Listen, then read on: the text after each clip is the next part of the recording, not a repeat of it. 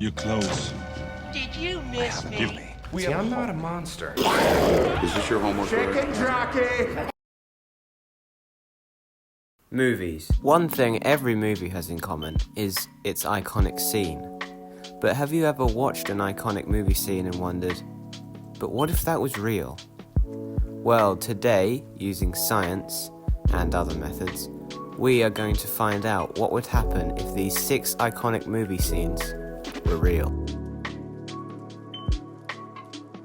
But before we start, hello everyone, my name is Frightgilt, and if you do enjoy my content, make sure to like and subscribe. And if I missed any of your favourite movies, do leave it in the comments and I might do a part 2. And without further ado, let's start with the first movie.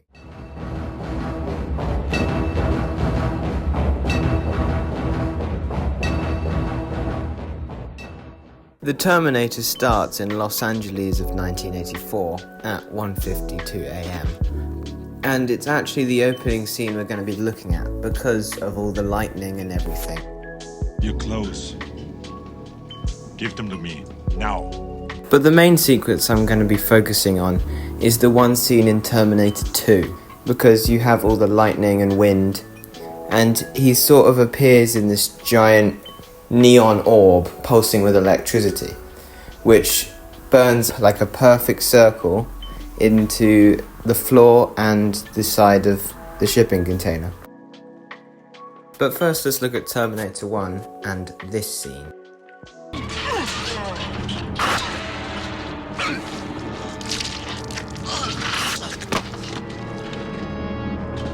Now, by doing a quick Google search, you can figure out what the Terminator's endoskeleton is made of, and it's made of a fictional material called hyperalloy. And with another Google search, I was able to figure out that titanium is the closest real-life material to hyperalloy. If a human person, just any human, had bones of titanium, you would not have the strength to rip someone's heart out, because strength is in the muscle. And even the strongest person in the world would probably not have the correct muscle structure or strength to be able to rip someone's heart out. And also, because it's a metal, it would corrode, and all the blood and everything, it would cause great illness to that person with titanium bones. So they would probably die of an infection because of titanium bones. The second thing I want to look at in Terminator is the Terminator 2 teleportation scene. The big neon ball, and if it is actually made of neon.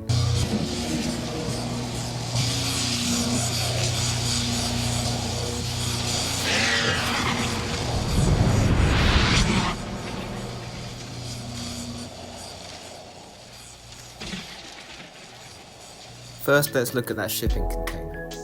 Now, shipping containers are made of a metal called Corten steel, and electricity or lightning is made of an element called nitrogen oxides.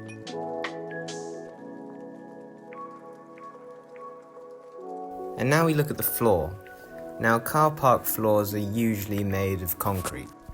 Now, Corten steel's melting point is 1,500 degrees Celsius, but nitrogen oxide only reaches a maximum temperature of around 1,200 Celsius or 1,300 Celsius, so it wouldn't be enough to burn a perfect curve into the side of a shipping container. But what about the floor? Concrete's melting point is around 1,200 degrees Celsius, which is the same as the highest temperature for nitrogen oxide, so it would be able to melt concrete. But to make a perfect circle, it probably wouldn't be able to do that. Another thing is, if this orb thing is as hot as it's made out to be, then the Terminator's skin would probably melt off and he'd just be left with his endoskeleton.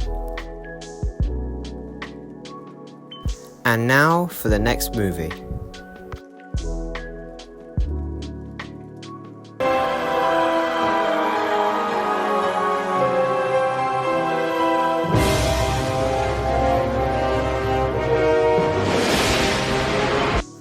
The mask is about a man named Stanley Ipkiss, who gains special abilities from a mask. Did you miss me?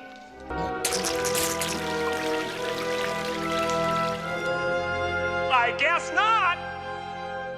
Now the main scene I'm going to be looking at is the entire end fight, but mainly this bit with the dynamite.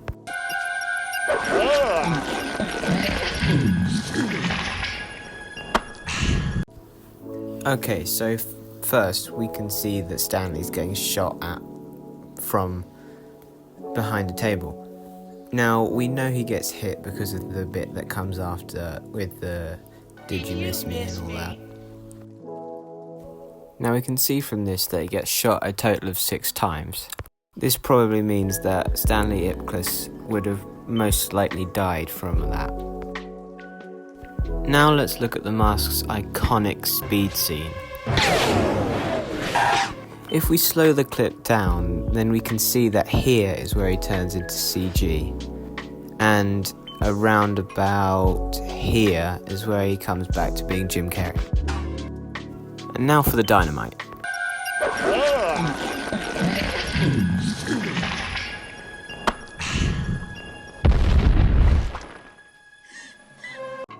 Now I know you guys might be mad at me because I cut it off before he could say, "That's a spicy meatball!" But we must deep dive into this dynamite.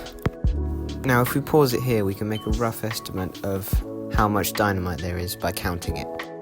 Now if this was real, and for whatever reason you wanted to shove 30 sticks of dynamite down your throat, you can say goodbye to your jaw, because there's no way it's going to be able to withstand the sheer size of it. Now what if that was real?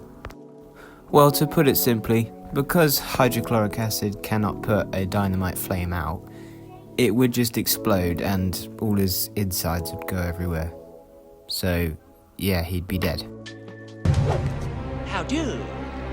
But even after all that, say he somehow survives all of that, the one thing that will 100% kill him .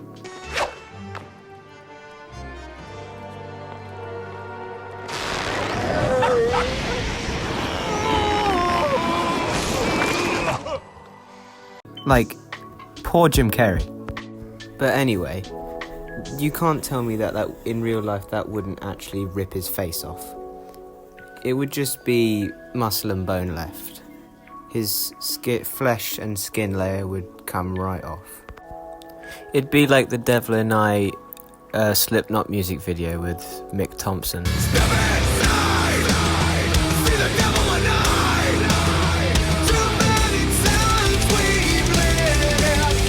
Watch it, Chunky! And now for the next movie.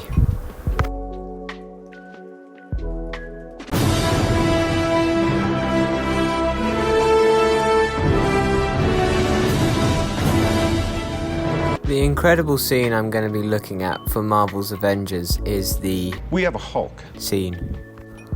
Before I start my dive into this scene, I just want to quickly put up all the cold lines that Iron Man says and how much aura he has in this scene. Actually, I'm planning to threaten you. Seen a bit of mileage, and you've got the glow stick of destiny. When they come, and they will, they'll come for you. I have an army. We have a Hulk. Oh, I thought the beast had wandered off. You're missing the point. There's no throne. There is no version of this where you come out on top.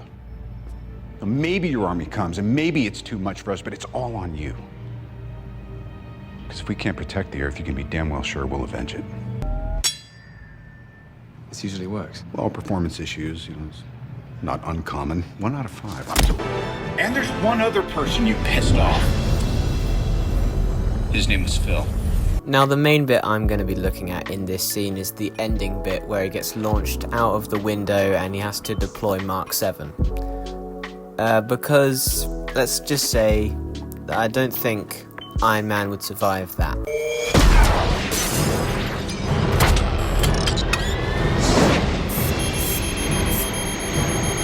The first bit that I'm going to be focusing on here is when Iron Man gets thrown through the glass window. Now, we can make a rough estimate at how thick it is by comparing Stark Tower to an average skyscraper, and an average skyscraper's windows are about a 1/4 inch thick, or 6mm, so it would probably hurt, but I don't think that would kill him. Next is here when Loki gets hit by Mark 7 as it's deploying. I think an average human, and I know he's not human, he's a god, but an average human, if it was hit by a giant flying metal object at that speed, they would probably die. Well, Tony Stark can say goodbye to his spine, legs and shoulders, because if you were falling and was suddenly stopped mid-air with that force, you're probably going to lose a few limbs. Now, while Iron Man's thrust rocket boots temperature isn't specified, we can only assume that these people would die, but they probably would. His name was Phil.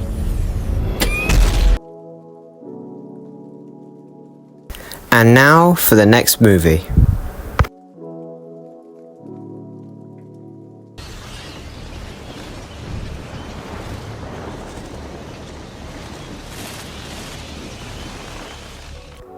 The Dark Knight is my favourite movie. It's my most favourite movie of all time. It's Batman, it's got the action, it's everything. But this scene is incredible. And the way Batman just spawns in as well.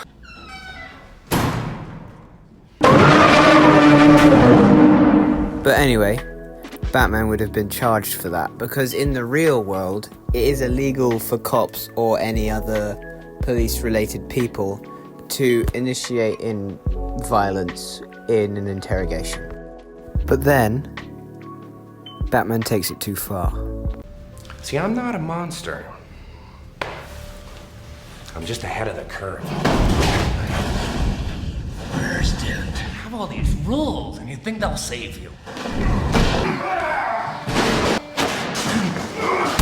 Choice.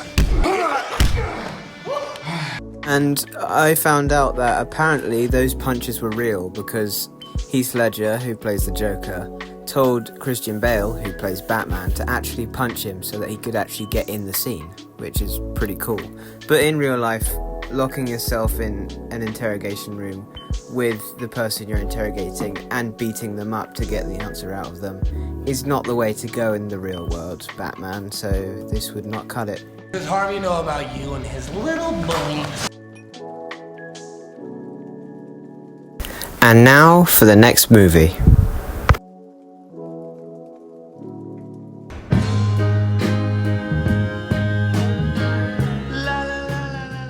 Is this your homework, Larry? Yeah. We're going to be looking at the Big Lebowski scene where Walter smashes up the car.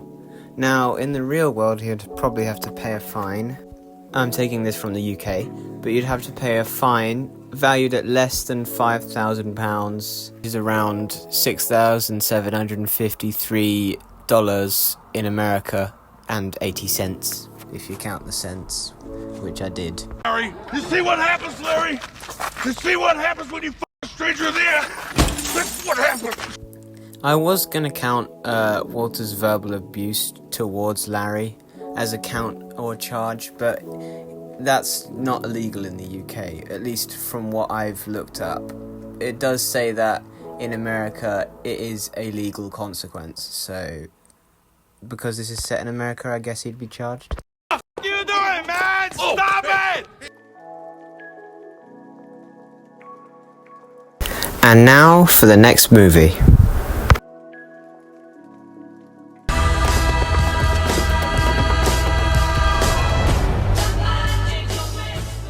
Now, whatever the circumstances be where in real life you end up fighting a baby zombie riding a chicken is beyond me, but somehow we're going to be breaking it down.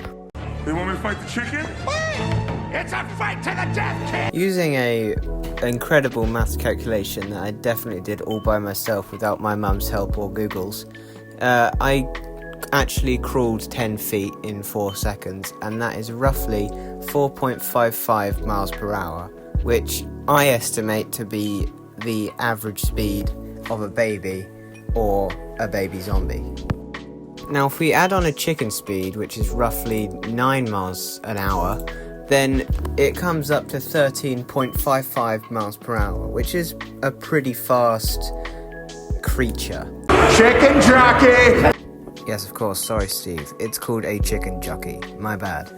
Anyway, Jason Momoa's character, Garrett the Garbage Man Garrison, has to fight this baby zombie. If it wasn't a zombie, and because he's fighting it, I reckon he would get 18 years in prison for beating a child, because that is the sentence. The reason I've paused it here is because some chicken bites, or pecks, can actually draw blood, so Jason Momoa would be bleeding here if this was real. That baby's got the heart of a demon! Another bite that can draw blood is baby bites, which is why Jason Momoa would probably be cooked in this battle and lose to a baby and a chicken. But Jack Black is about to get a sentence here because he's just assaulted a minor by headbutting it right here. Sneak attack! While that is the end of the video, I'm going to show you a few pictures of the people that would die and the people that would get sentenced and what they'd get sentenced for, because why not make my life harder?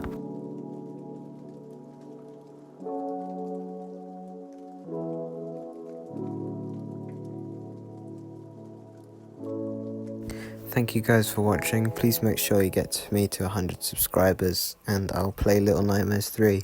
I've pre-ordered it, so you better.